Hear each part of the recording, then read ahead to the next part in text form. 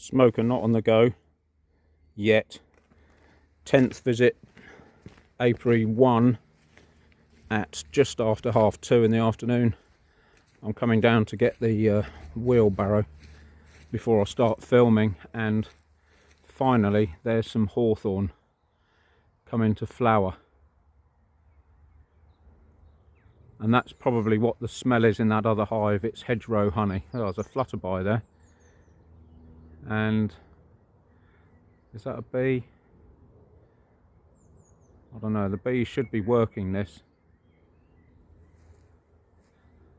No, that's not a bee. It's not big enough. Anyway, it's a lovely sight, and there's quite a pungent smell or aroma. Yeah, it's all out in full.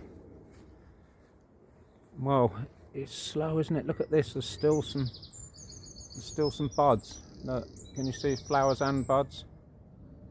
So this week should finally bring this out.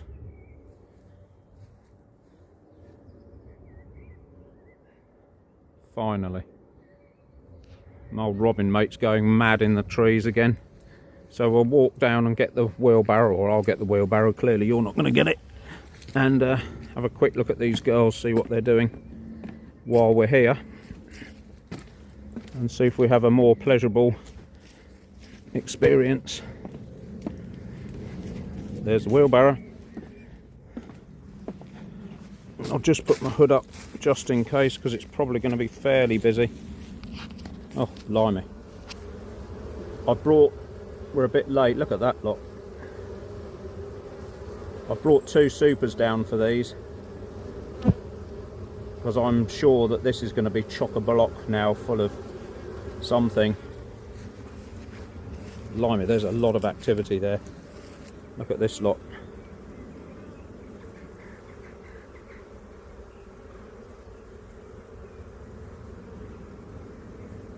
Bear in mind this is a 2023 queen.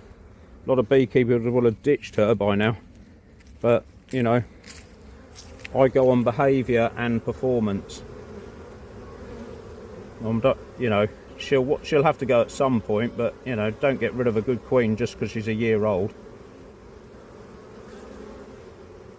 This lot going for it as well. I don't know whether you can see them against the green background, can you? But you can see there's a lot of activity there.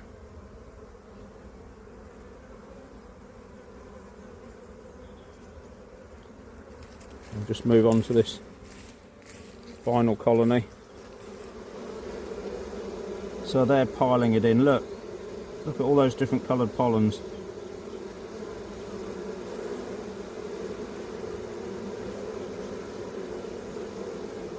They're on a race to the finish.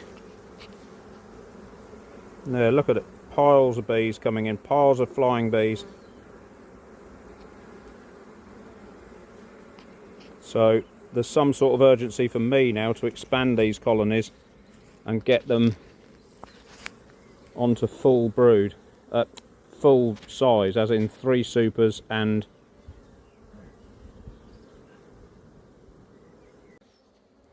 I couldn't remember what the "and" was on the intro. I was thinking and listening to somebody coming up the footpath at the same time. So yeah, you can make your own decision about what the "and" was going to be, because I haven't got a clue. Anyway, look at these girls going for it.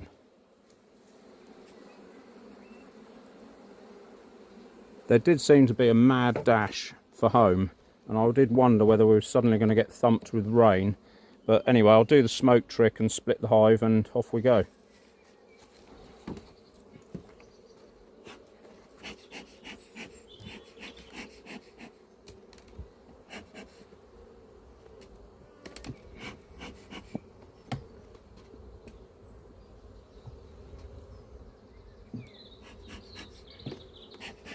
Right, that top box isn't particularly heavy, so there's not a massive nectar flow up here, but I think there will be soon. So I'm just going to put these on triple supers, because as we saw down at the other apiary, a lot can happen in a week. Right, where's my sugar syrup? Oh, there it is.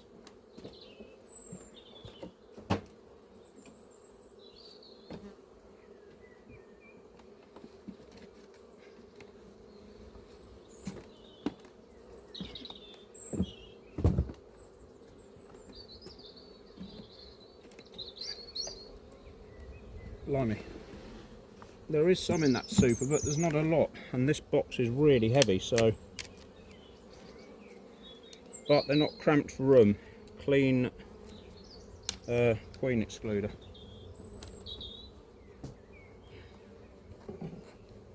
So they're waiting, basically.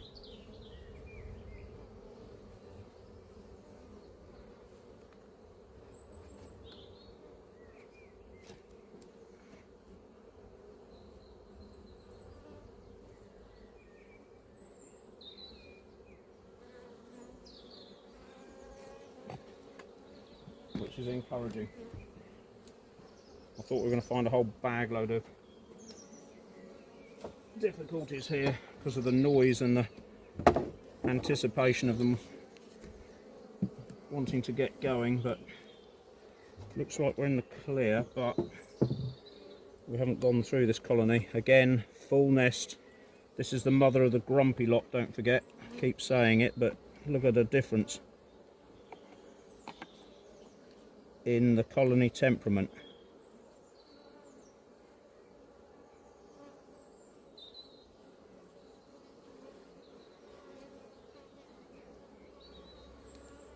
So that's brood and honey and a little tiny cup cell round the... oh no, it isn't. A little bit of brood. So you can see the orangey colour in this lot. So she had it, the mother had it in her, the Italian influence. I don't know why it's got exaggerated or the temperament's changed. I can't tell you.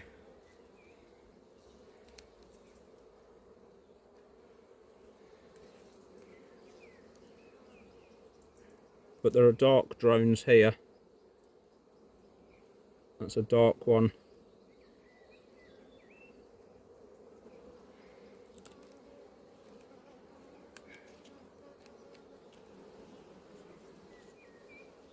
So again, there's a couple of play cells at the bottom here. I'm going to be quite ruthless with these and just take them all out. Is there anything in there? No, I don't think so. It looked like there might have been something, but then they've changed their mind.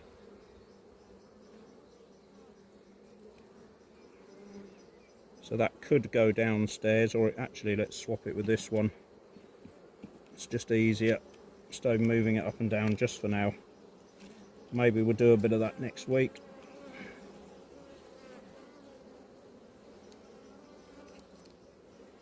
Filling out with brood. What are you doing in there? She's just looking at it. No, nothing in there.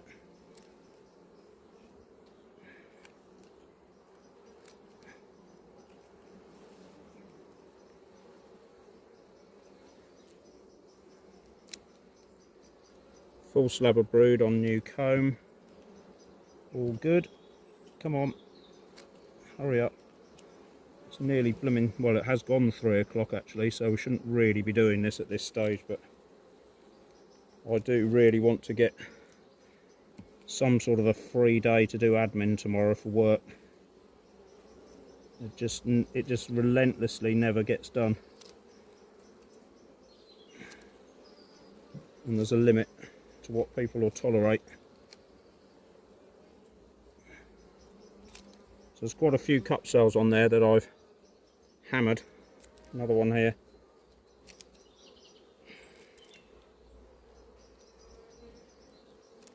So again, the things that make them want to swarm are overcrowding and lots of food sources.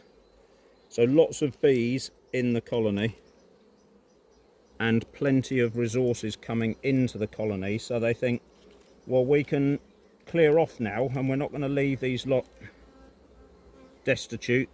they can produce another queen cell. In fact, we've left them with a few eggs and something all ready to go at. So if we clear off now, we stand a good chance, and so do they. So if you've got, there's the queen.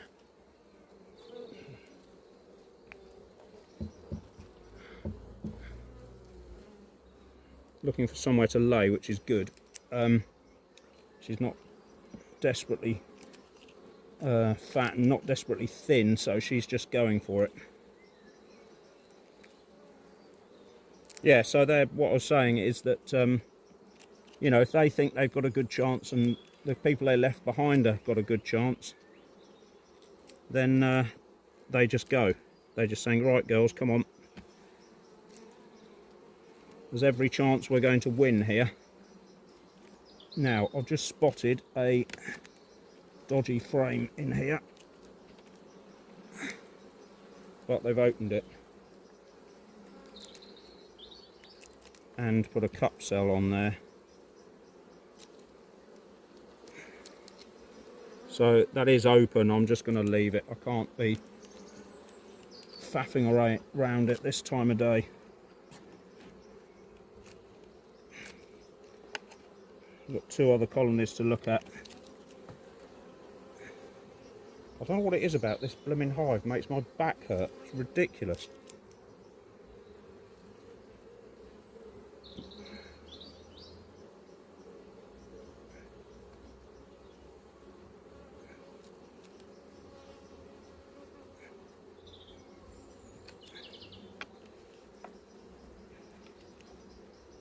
Look at that. It's later in the day.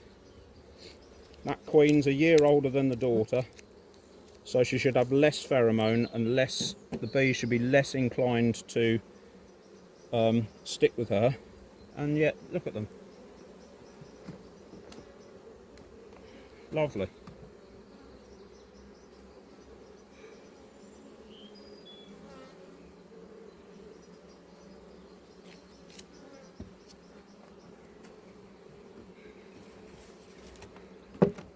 Right, let's keep them quiet. Take you around the other side. A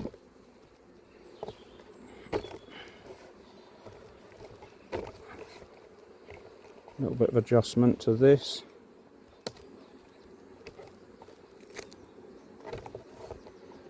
Off we go.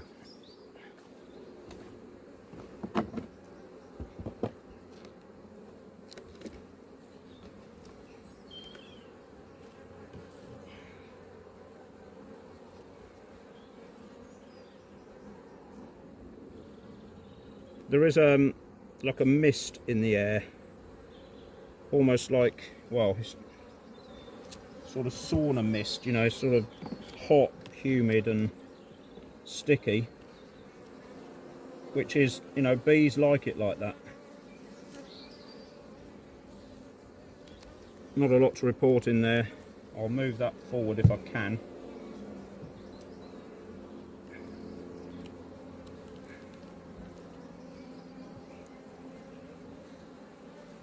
I think the numbers are nice open frame. Just going to leave that where it was. But,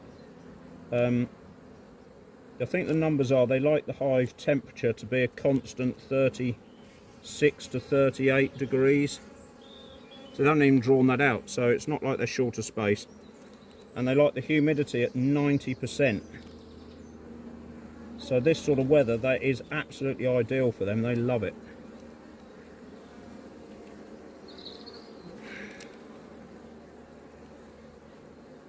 And there is a theory, and I'm pretty sure the chap that invented this theory is right, a chap called Derek. He maintains that if the hive is too cold or not humid enough, that's what causes the all the ailments like varroa, like chalk brood, like EFB and AFB, which is American foul brood and European foul brood. he reckons that they're more prevalent or can get a hold more if the colony temperature and humidity is wrong. So the minute I heard that and listened to his speech, I sort of subscribed to that view and built these covers. Almost on, not on his instruction, but almost based on what he'd said at this lecture. Got a bit of a queen cell on here while I'm rambling on. Nothing in it. Here's a bit of a waggle dance. I'll shut up now. Look at this, look. Can you see her rattling, doing a waggle dance? She's found a new food source. I'll just let you watch that. That vibration, can you see her telling her mates? They're all looking at her head on. She's telling her mates where the food is. I'll just put my finger, yeah, you can still see it. That is a scout bee who's found a supply, and here's another one doing it here. Another one. Look at them all. There's some up the top here. We'll go through that in understanding how the colony works, but there it is in real time. So we are going to get a nectar flow next week by the look of it. Or this, yeah, next week. So yeah, this chap was saying about the humidity and the hive temperature. And I bought the story hook, line and sinker and made these covers, and I have to say I get very little disease problems with these covers on. Get very little chalk brood, very little deformed wing virus. Lovely new block of drone comb.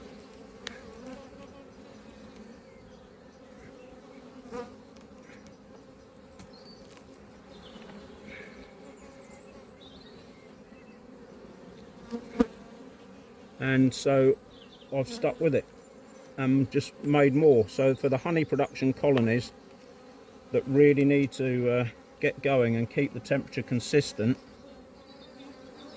then sorry, there's a bee here on the other side. Now she's gone, she's got out of the way now. I do generally do that, and this is why I expand the nest slowly and have got the lids insulated and everything else insulated because of that reason. And I think he's on to something.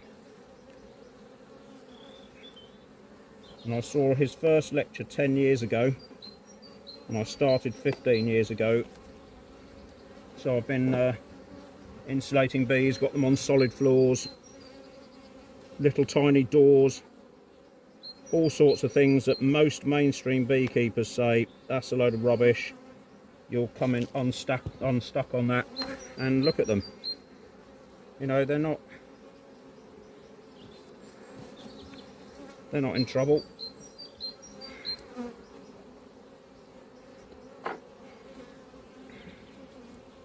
Right. Oh, I was going to put you on half setting, wasn't I? So you can see. Hang on, let me come round.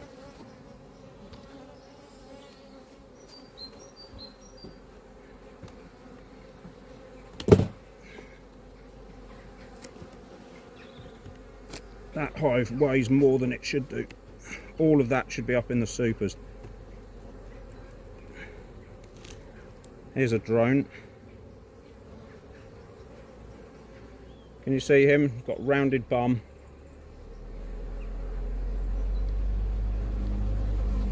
There's a drone close up.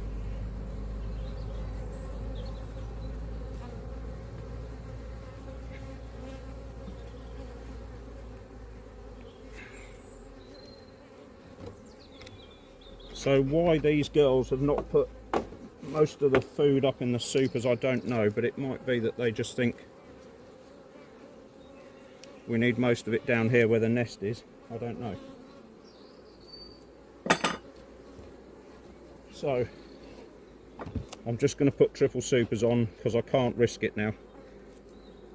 Same trick as before. If you can get those out.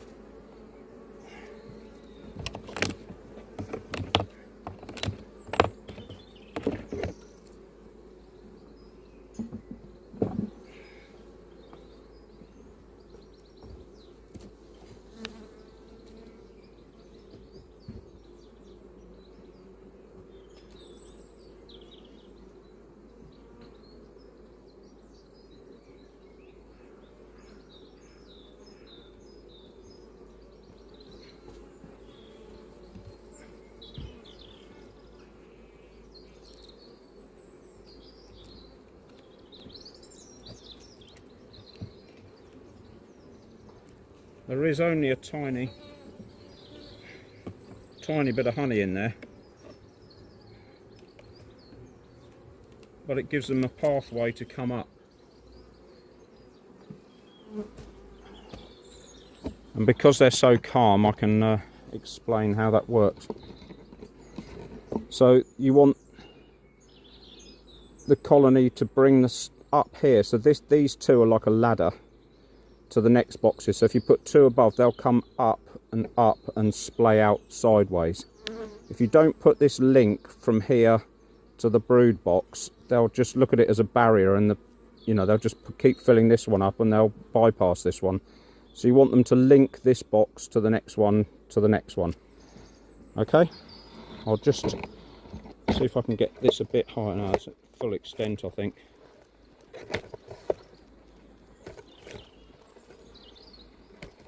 I can just tip the camera back slightly, you'll probably be able to see.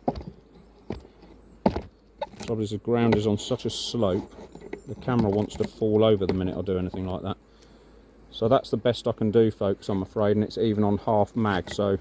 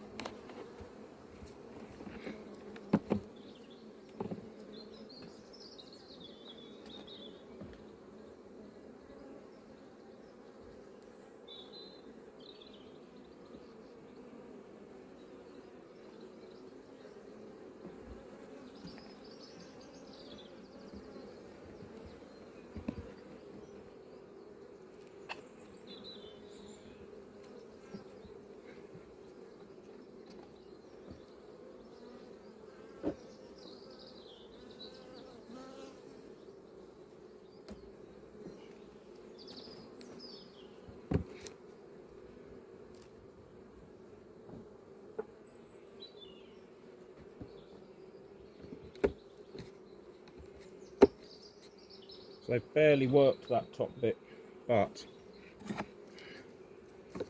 there are now some bees in every box to communicate to everybody else that it's okay to go up.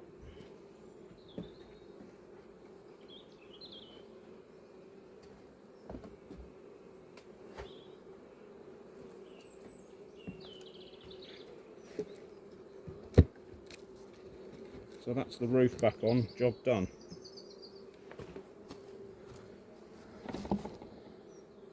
Roof back on, job done. So that will definitely take the swarming pressure off. But famous last words, come back next week, they probably want to swarm, but we'll see. They are going for it. You can hear them next, this one that we're on the second colony down now, they're going for it. So smoke trick and off we go.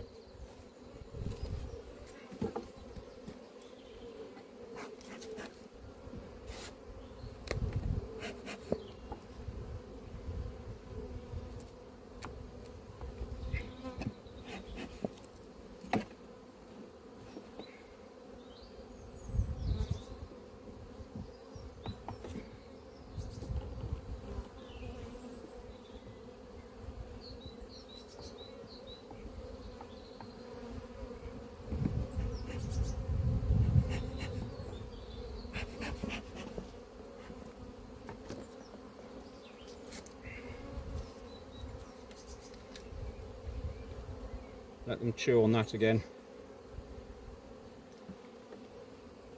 I mean, it's good weather predicted from tomorrow all week, 20 odd degrees all week. Again, there's not a lot in there.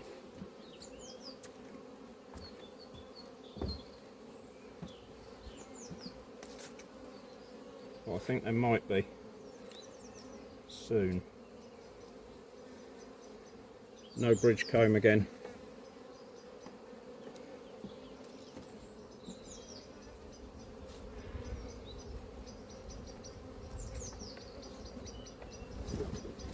That box is heavy again, like the other one.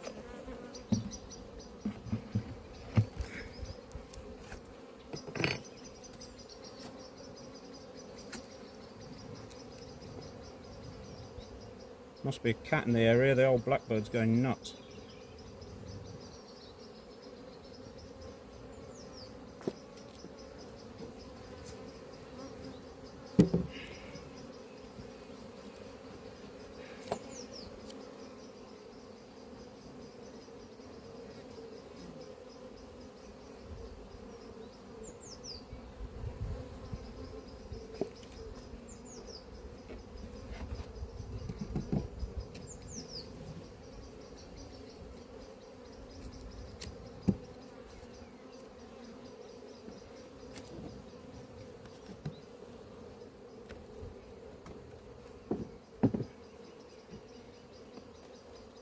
Again, full nest box. We're just going to rattle through these and check for swarm cells. Again, this one's full of junk honey, but they've opened it and filled it full of pollen, so I'm just going to leave them with it. You see, that's all full of bee bread and honey.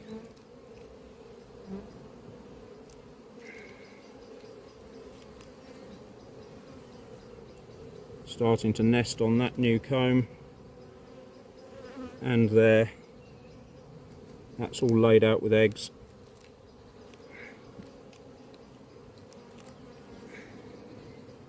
Look at that, textbook, if there is such a thing. See how this lighter comb is all cleaned out, ready for her to lay? She hasn't laid in anything that side. Same with that side. Again, honey around the outside, clean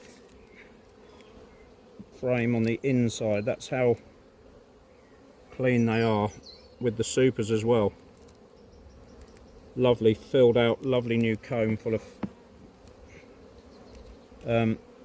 capped brood.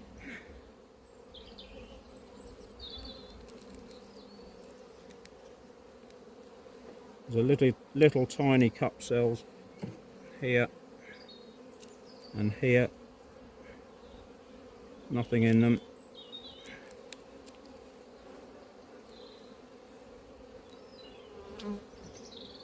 Full frame of brood there. That could go to the outside actually.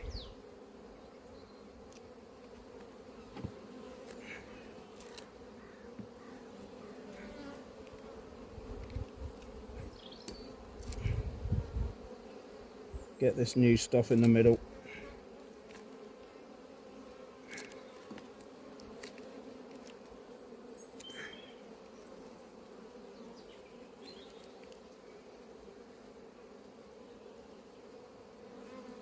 Another full slab of brood with a queen cup here.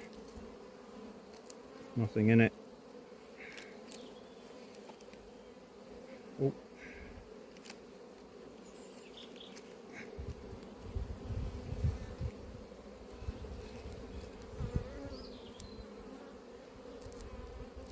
So that was textbook ready, and now it's textbook full. So again, we could move that to the, get some of these newer ones that are ready to go closer to the centre, might help her to lay in there.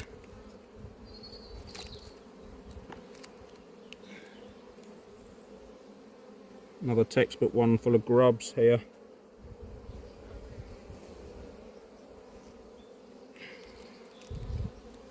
And there she is.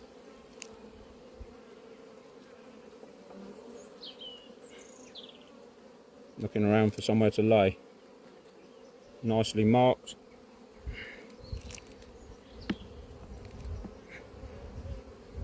So I'm not going to readjust any of the nest now because I don't want to squash her. That's all going to be laid out shortly as well.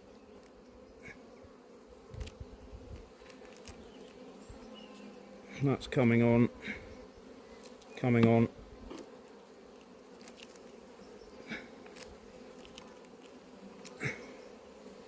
Right, that's all going to be nest as well.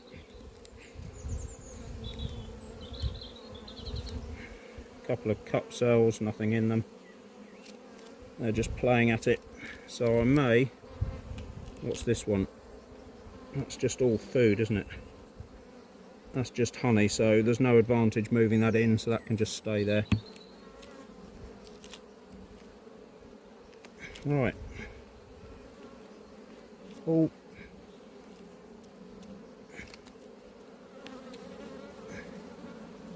So they come out, look for you if you if you bump one of them. Sorry about that.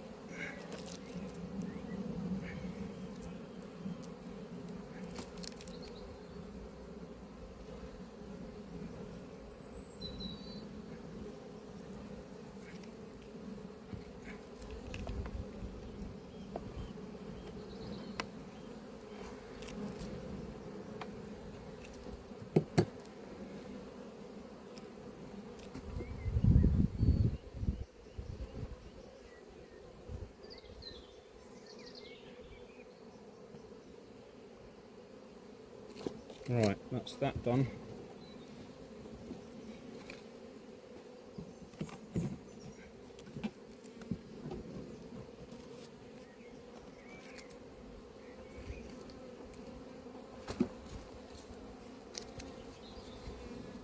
Right, I'll take you around.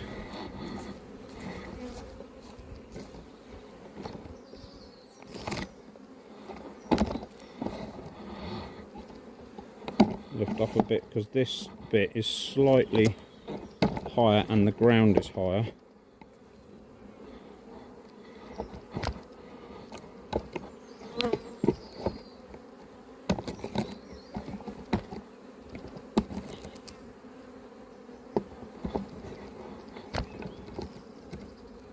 There we go.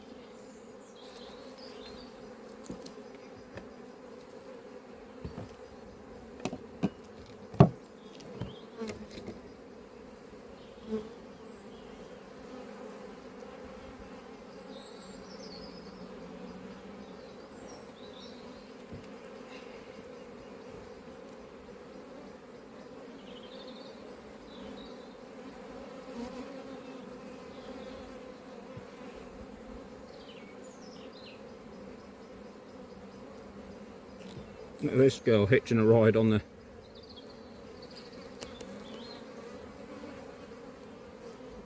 having a little bit of a drink before I've even got onto the frames.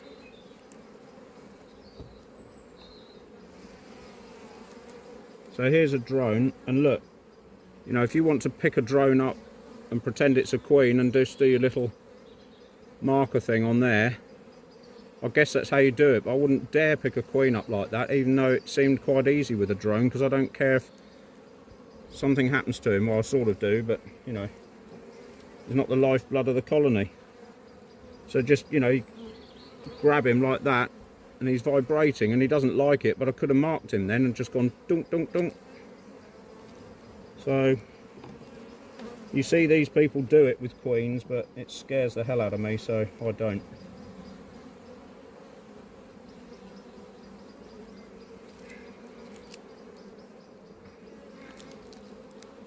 That's all junk honey, but they've opened it. So I'm just going to leave it. There is a lovely smell in here, and I think it is the hedgerow honey coming on.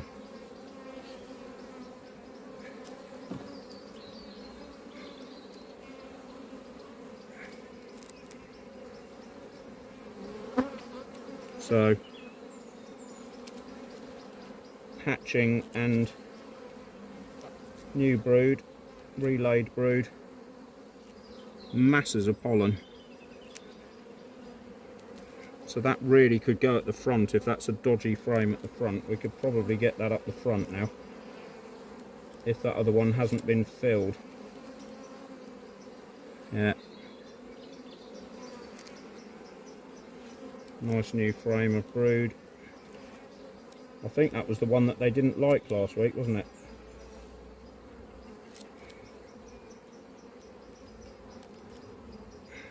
Yeah, this one they've pulled out as well, finally. They are finally using it, but yeah, it's a bit of a thing to get them to use it to start with. There is a hunger here, look. They are whooshing through this.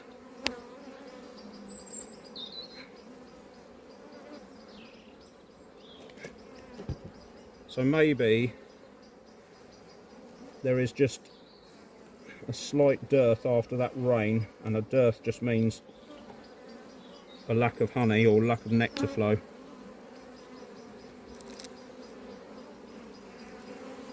And you can have a dearth in pollen and you can have a dearth in nectar, and just because there's pollen coming in, don't automatically assume that there's also nectar coming in.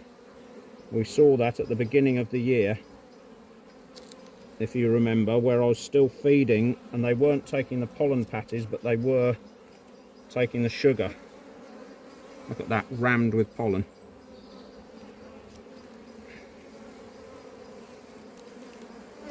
So don't be lulled into thinking, everything's hunky-dory with nectar flow just because there's masses of pollen coming in. Another full frame.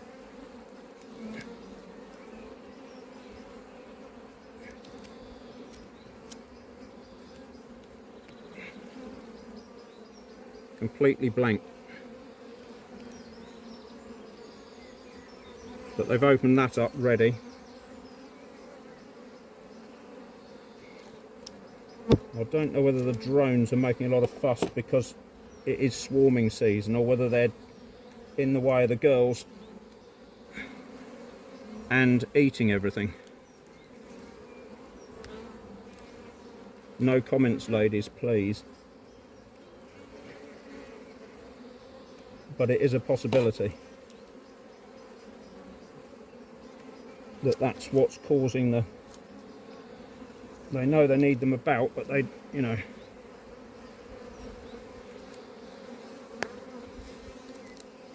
So that frame at the front does look...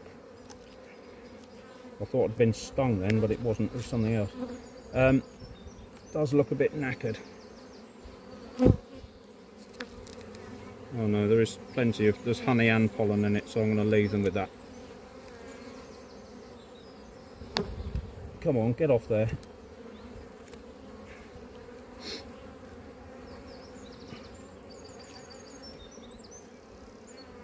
Right, so we'll just leave that as it was. Done a bit of reorganisation this end, but not a lot.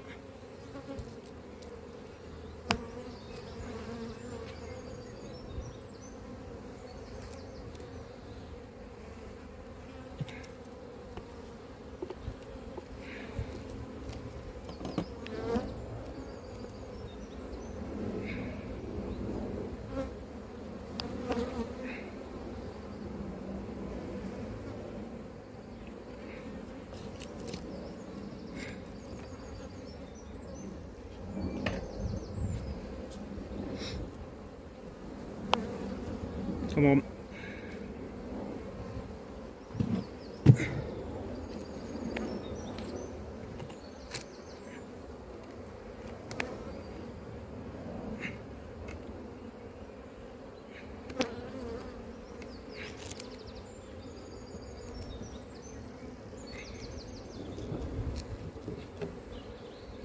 I think I forgot to put you on half magnification, didn't I? And you probably saw me squash something down here. There, I think one just bled out the side just as I put the box down. But like I say, you just can't... You cannot be too precious, I'm afraid. There's just thousands of them, you're going to kill one or two.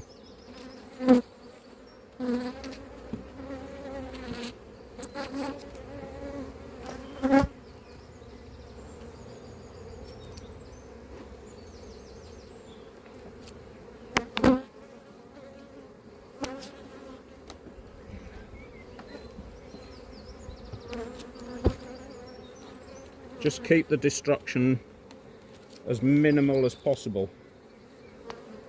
And try telling politicians that as well. And all the warmongers as well. Just try and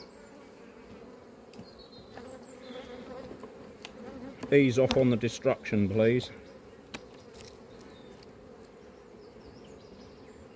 Would be helpful, and a lot less money that could be spent on health.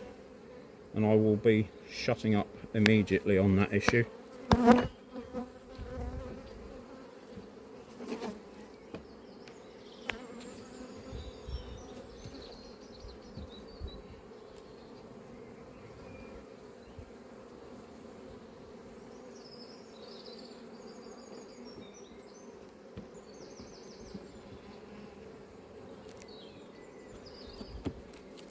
So there's not a lot, it's just similar smell doing that because there isn't any honey in there really.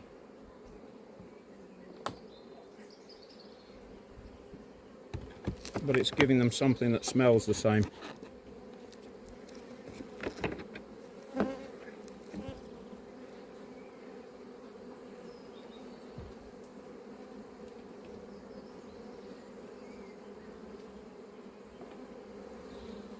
There's a little bit in there, but not much.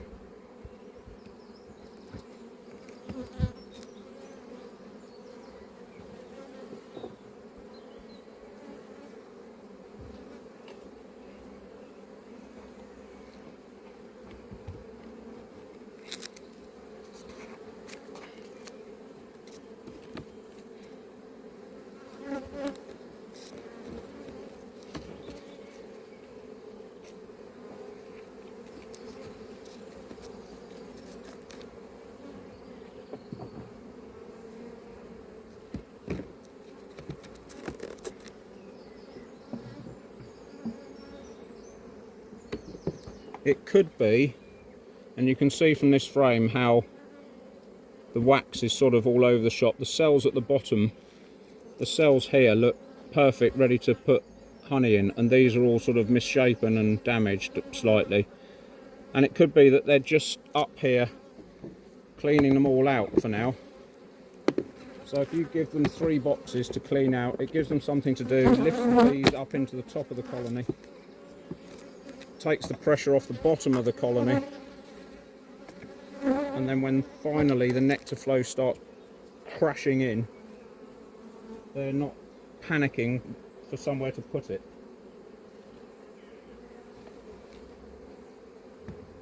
So there is something to these are bothering me like the other ones did. So that's definitely not genetics. That's there's a food problem, and they think I'm robbing their food, which I'm not. So there's clearly a nectar flow issue. They've got all excited that there's a nectar flow and then it stopped, I think, what's happened. But proof's in the pudding again, we'll see. There's another colony done. I'll stop and go on to the next one now. Right, smoke trick, and off we go.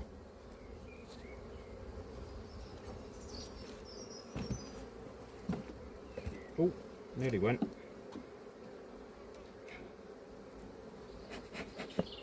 That has got some honey in it. Good oak.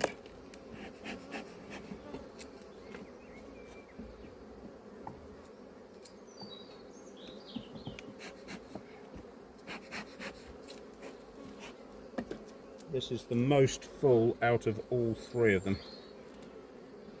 So that's a double-edged sword. That could mean there's pressure on them to swarm, or it could mean they've got better scout bees or more flying bees. I don't actually know until we get in there, but it certainly seemed to weigh a little, this one. Yeah, it's not full, but it's a lot better.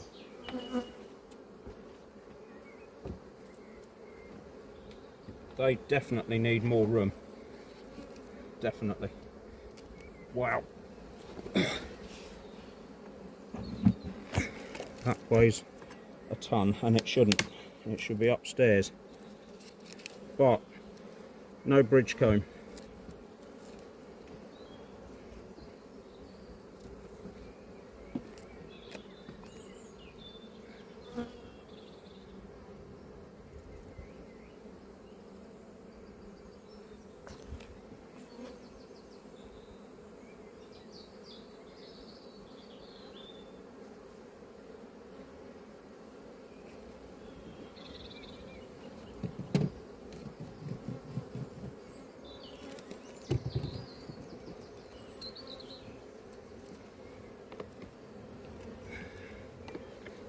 Again, just a quick look through here.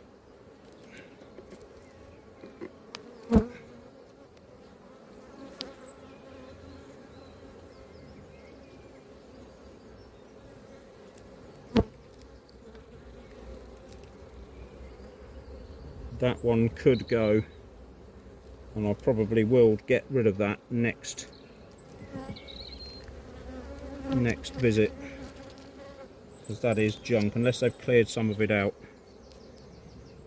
Full of eggs and grubs. Same again, more drone brood. I don't know why they keep doing that. It drives me nuts.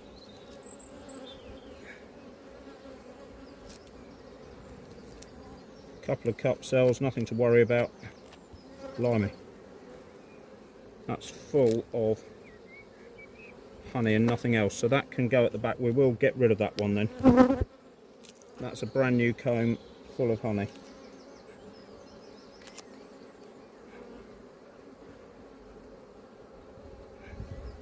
So that can go. That dark black one, they've got plenty of food. That one's been getting ready to lay in.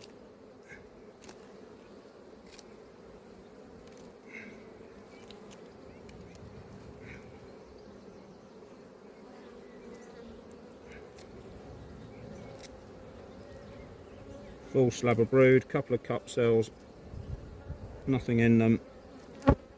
Nothing in that one, I don't think. No.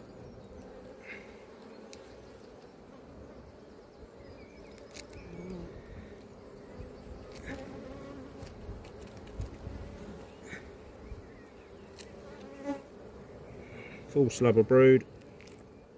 Could have gone downstairs, but it's late in the day and I'm not going to faff with them. Self-evident, full frame of brood.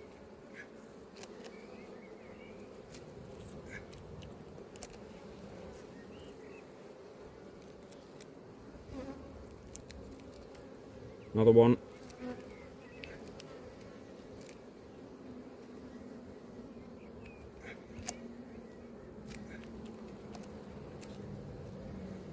Another one. It's not textbook sort of brood pattern, but as the nest fills up and they get less and less space down here, they will start to even this up. I'm pretty sure.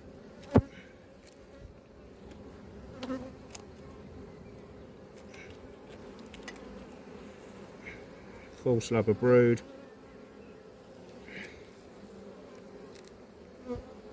Full slab again.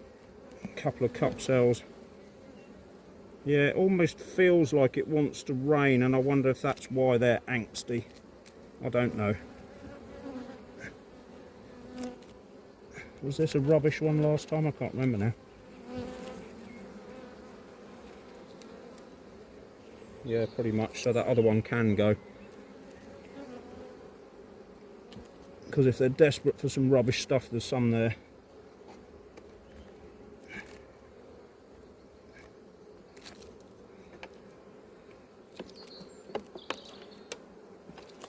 Right, let's get you girls a new frame.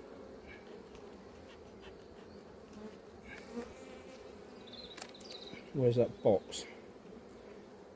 Right, I've just got to whiz and get a new frame, hang on. Won't be in a minute.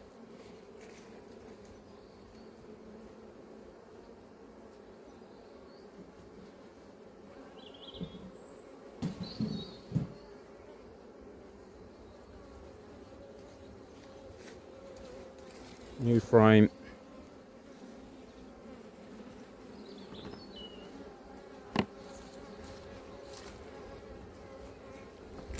Make a note of that. We'll see what they've done with that next time. I'm sure they will have done something.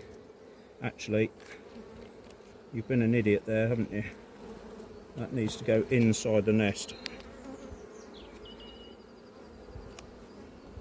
Did somebody clever spot that at the back?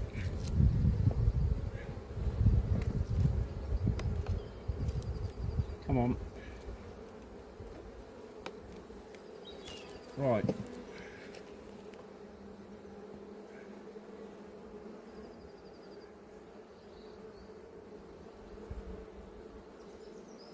That's that. They're in the top box, so I'm going to shake them off at the end. And we haven't seen the queen yet, so try not to shake bees on a frame like that, just in case you have missed her.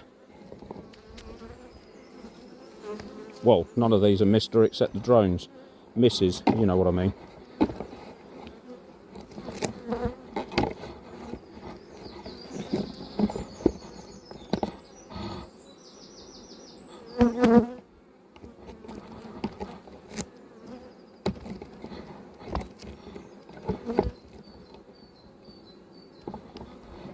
She's a bit wobbly. That's better. That'll do, I'm afraid.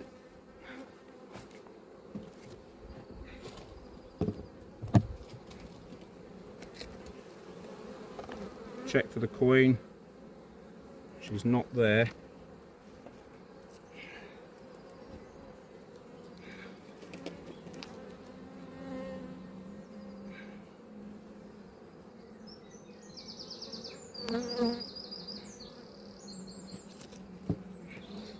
Always astounds me, and if you look back now at the first inspection of the year, you'd never believe they were going to get here. It's almost inconceivable. You look at it thinking, how on earth are they going to survive? But they do. And this is why I like these Caucasian bees, because they seem to survive on smaller numbers. They seem to be more resilient. It's just a habit that they have. I don't know why, but that's the nature of them. Right, ladies, where's your leader? Eggs and bucket loads of pollen. So no shortage of resources and variety of pollen. Look at that lot. I'm not going to interfere with that at all. Although it's taking up space for nest laying, it is actually resource that they've had to go and get, and you just take it all out and wonder why they get the hump.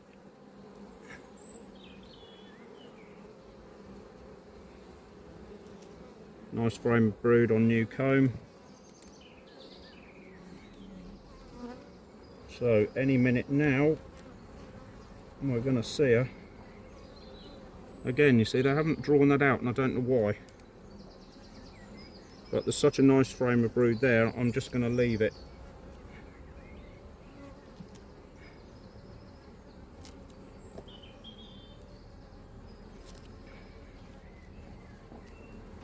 Some things in life are not ideal, as you're all aware, and so you just have to wing it sometimes.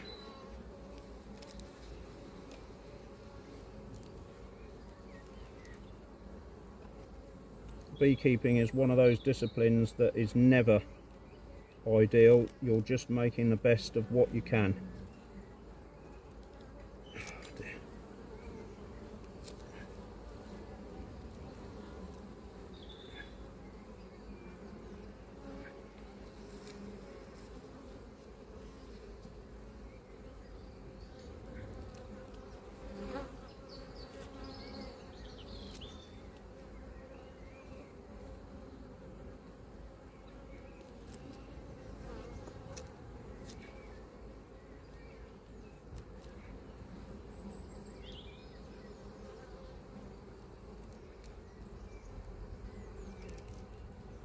Where are you, lovely?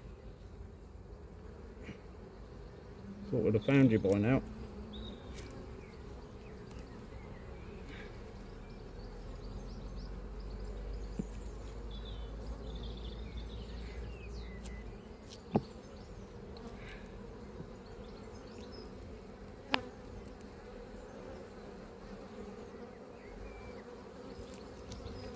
Look at that red pollen there.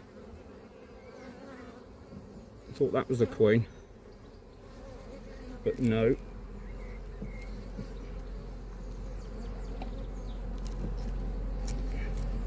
So I've either missed her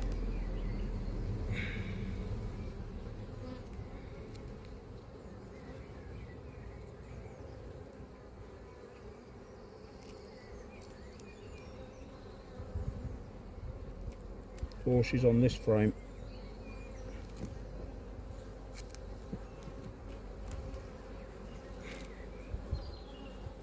Looks like I've missed her.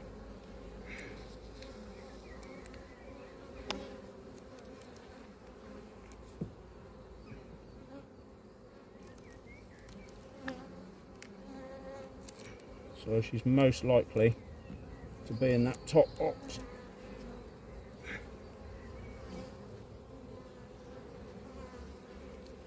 Because that's where all the egg laying was going on.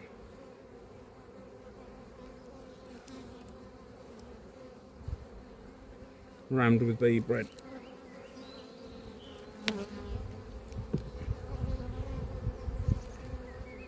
So,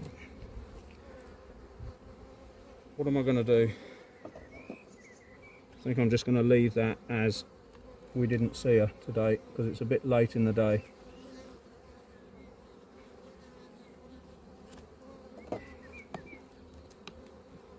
She could be on the floor, could be on the side.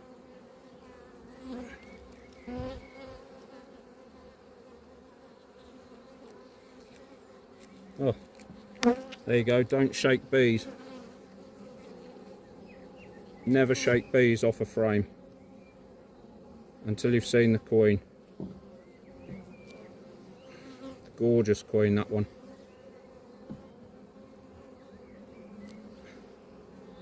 Right on the back frame.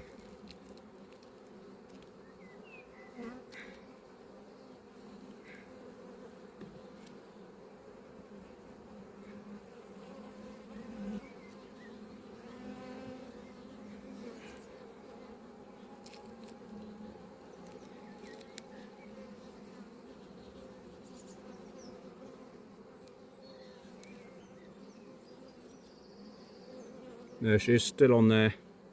Typically she's right on the frame where I don't want her to be. So now we've got to get this one off, out even. Actually I could just move that back so we don't squash her, and then I can put this one in here quickly.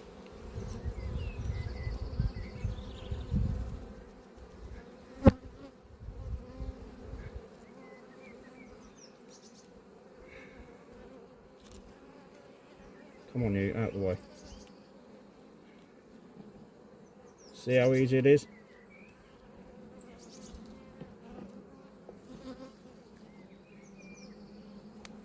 You worry about things too much, people tell me. There, look at that. That's just pure evidence where I could have just pushed that thing down and rolled her, or dropped her on the floor, shaken her off, anything. You've got to be so careful. Making all this fuss about swarming and losing queens and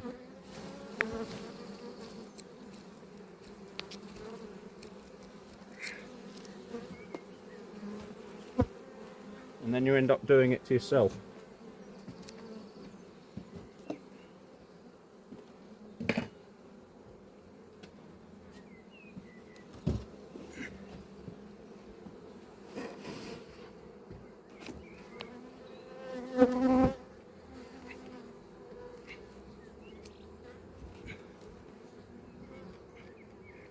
Come on.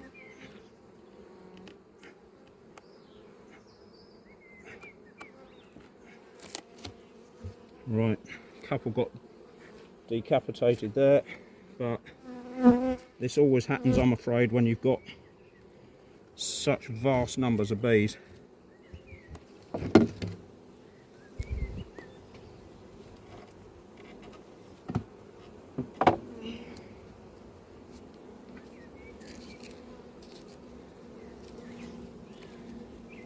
Yeah, listen to some of the poetry by Derek W. Dick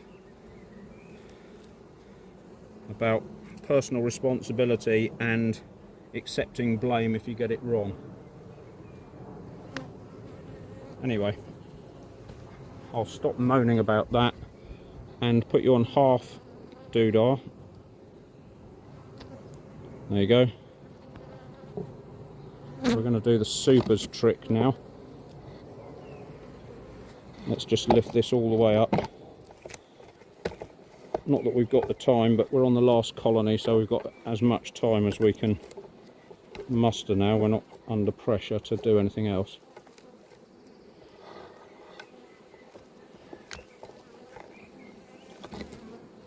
Yeah, there's something with nectar flow, I guess, because these are hassling me as well.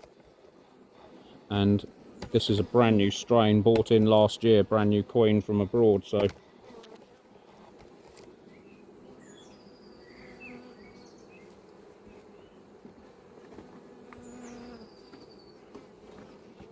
nothing to do with genetics with this lot.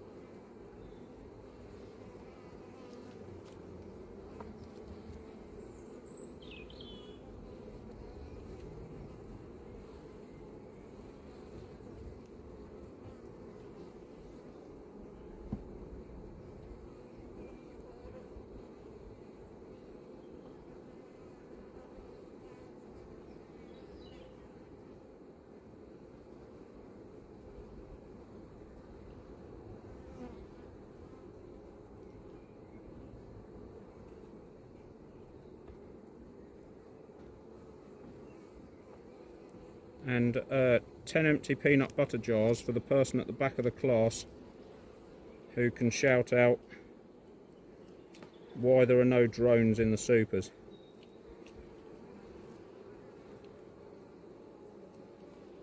It's always a good prize, that 10 empty peanut butter jars.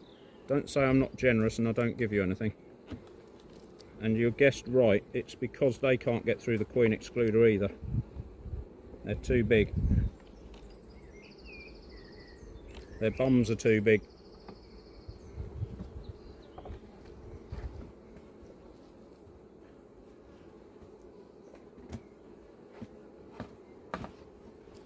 No rude comments at the back, please. Oh.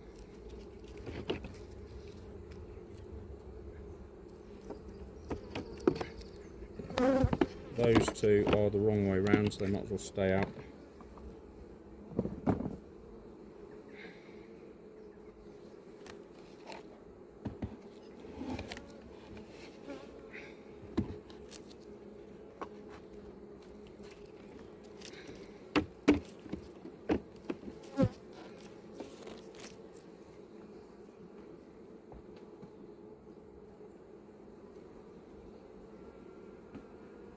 There are a lot of bees up here, look, working this.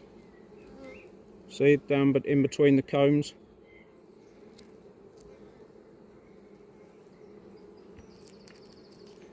Like I say, they'll tell their mates that all the other stuff is still up here, up the top.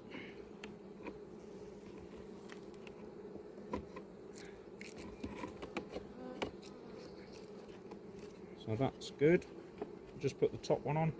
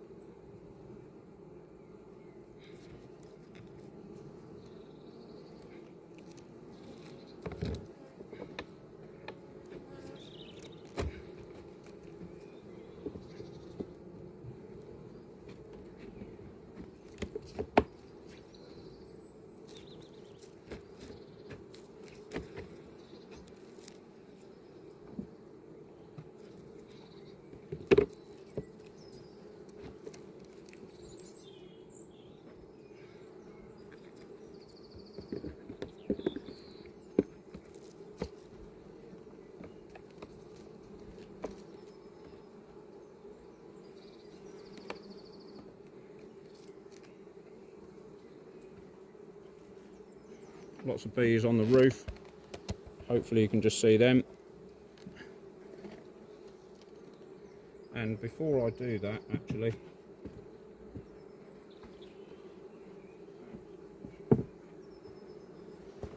you probably heard a bit of reorganisation going on there, and what I was doing was I was getting these frames with very little comb on them. I don't know why, but they seem to do better right out here at the extremities. Just one frame in from the edge there. So you've got a drawn comb here and then foundation there, and I did the same the other end. But look at them, they're all coming up to have a look around, see what's going on. So I'll stick the lid on. Come on, you're going to get squashed. There they all are.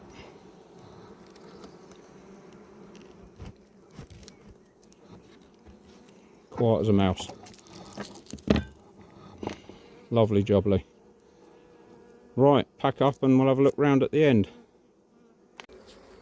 So it's about 4:30 now, so that in real time was about an hour and a half going through 3 colonies. Just to give you an idea of the time scale. And this is the note that this colony are making. And there's a real sense of thunder, and there are some clouds that look like thunder clouds in the distance, but yeah, I've got bees landing all over me now, look.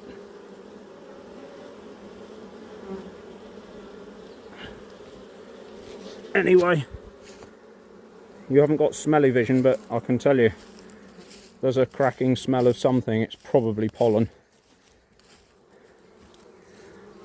What are these lot doing? As you can see, I forgot to mention on the first hive there that I took all the little doors off, and I'm glad I did now, because it's been quite a hot week this week. And yeah,